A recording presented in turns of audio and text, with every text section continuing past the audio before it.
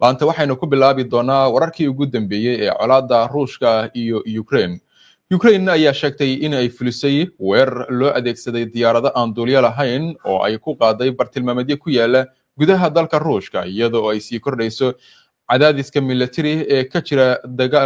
dagaalka labada dal u dhaxeeya. Wararka hordhaca ayaa tilmaamaya in weerarada Ukraine lagu bartilmaameedsaday gobolada Belgrade, Bryansk iyo Kursk kuwaasi oo ku dhow xuduudaha Ukraine. Waxaa la soo warinayaa in qaar ka mid ah dronisyadaasi ay ku dhaceen xarumo kayd shidaal iyo saldhigyo ciidan oo Ruushku uu leeyahay. Inkasta oo aanu si rasmi ah loo xaqiijin khasaaraha ka dhashay weeraradaasi, sawirro iyo muuqaallo laga soo qaaday goobahaasi qaarkood ayaa muujinaya guryo iyo dhismayaal ganacsi oo gubtay kadib qaraxyadaasi. Maamulka Moscow weli kama aysan hadlin weeraradan ugu dambeeyay, hase yeeshee saraakiil amni oo Ruush ah ayaa horay u sheegay in weerarada droniska ee Ukraine ay yihiin tallaabooyin argagixiso oo lagu gal leeyahay in lagu beegsado shacabka. Ruushka ayaa dhanka kale waxa uu ku faanay in difaacyadiisa cirka ay soo rideen inta badan diyaaradaha weerarada soo qaaday, balse Ukraine ma aysan xaqiijin sheegashadaasi. Ukraine waxa ay weerarada noocaani oo kala waragtaa mid ka mid ah hababka ay ku carqaladaynayso awoodda dagaalka ee Ruushka, iyada oo beegsanaysa xarumaha saadka, saldhigyada militariga iyo kaabayaasha muhiimka u ah sida shidaalka iyo korontada ee dalka Ruushka. Tallaabadani waxa sidoo kale ay leedahay dhinac nafsiyadeed, iyada oo lagu doonayo in lagu muujiyo in dagaalku uu saameyn toos ah ku leeyahay gudaha dalka Ruushka. weeraradan cusub ayaa imaanaya iyada oo dagaalka Ukraine iyo Ruushka uu galay sanadkii afraad, isla markaasina labada dhinac ay kala taagan yihiin mowqifyo adag oo ku saabsan wada xaajood kasta oo nabdeed. Markan xiriirka iskaashiga militariga ee Ruushka iyo Kuuriyada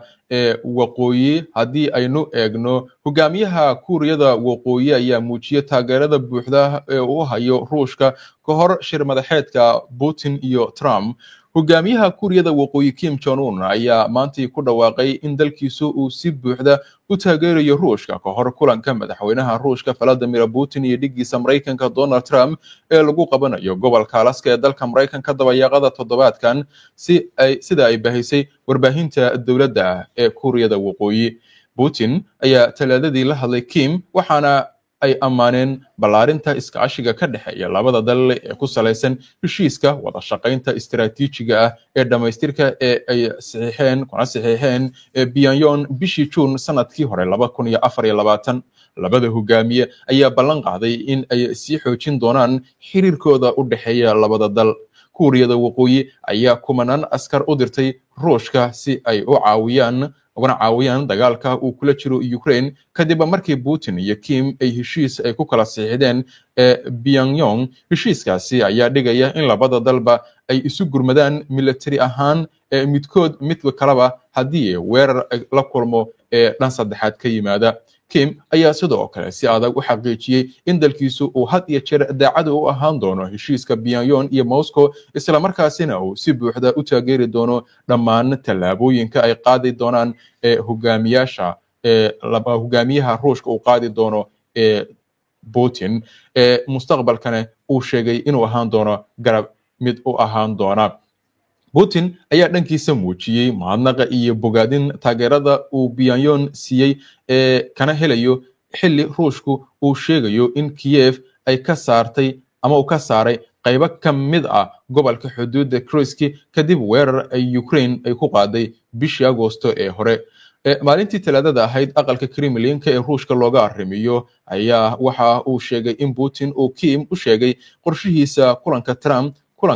Kulankaas ayaa waxaa la filayaa in ay yeeshaan Jimcada si ay uga wada hadlaan siyaabaha lagu soo afjari karo dagaalka Ruushka iyo Ukraine. Shirkan ayaa noqonaya kulankii ugu horeeyay ee kafool-kafoole ee dhexmara madaxweynaha Ruushka iyo dhigiisa Mareykanka tan iyo bishii Juun 2021 markaasi oo Putin uu la kulmay madaxweynihii hore ee Mareykanka Joe Biden isagoo kula kulmay magaalada Geneva. waa hagaag markaan xagga Gaza hadii aynu eegno ila ku sugan isbitaalada Gaza ayaa soo wariyay in 29 qof lagu dilay duqeymaha Israa'iil ee tan iyo saaka waa berigii ay ka fulisay meelo kala duwan oo kamida marinka qasa kuwaasi oo ay ku jiraan 10 qof oo sugaya gargaar tani waxa ay ka sii dhigaysaa xaaladda mid sii xumaanaysa iyadoo oo bartilmaameedyadu ay yihiin kuwa rayidka u badan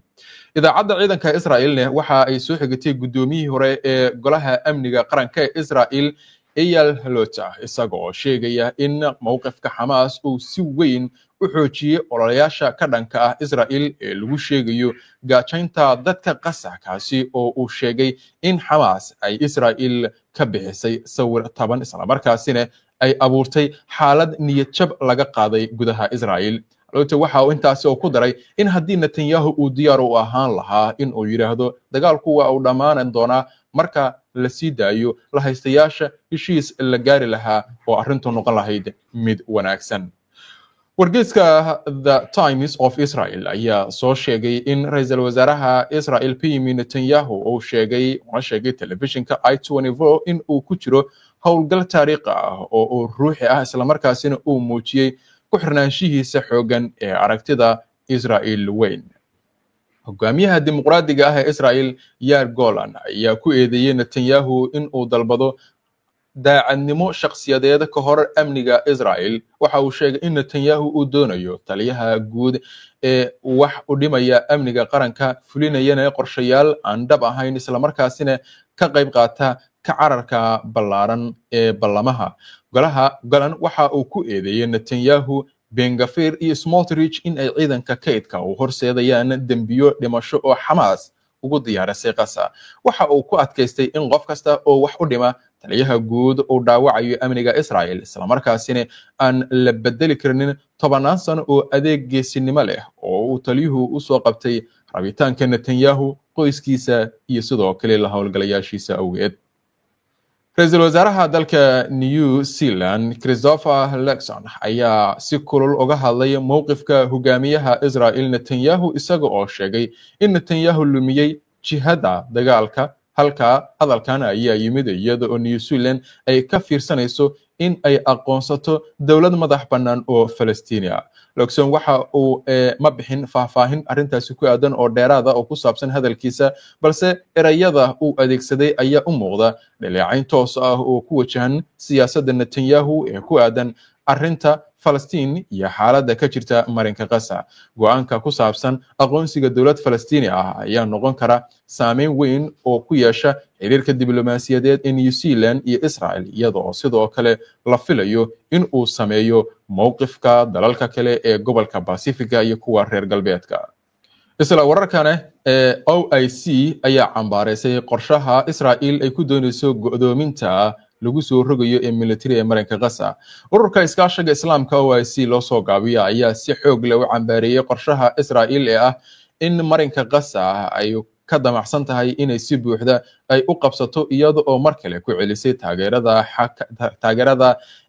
lagu joojinayo ee xalka laba dawladood ah oo halkaasi laga dhaqan galiyo waxaan u aragnaa ku dhawaaqistan in ay tahay talaabo halis ah oo aan la aqbali karin ku xadgudubka cad ee lagu sameynayo sharciga caalamiga ah iyo isku dayga lagu xoojinayo gumaysiga sharci darrada ah iyada oo xoog loo adeegsanayo taasi oo si cad uga hor imaanaysa sharciga caalamiga sharciga bini'aadantinimada ee caalamiga iyo qararada golaha ammaanka ee qaramada midoobay ayaa tiri wakiilka xigeenka Turkiga ee qaramada midoobay Fikriya Asli Gevin oo ku hadlaysay afka magaca OIC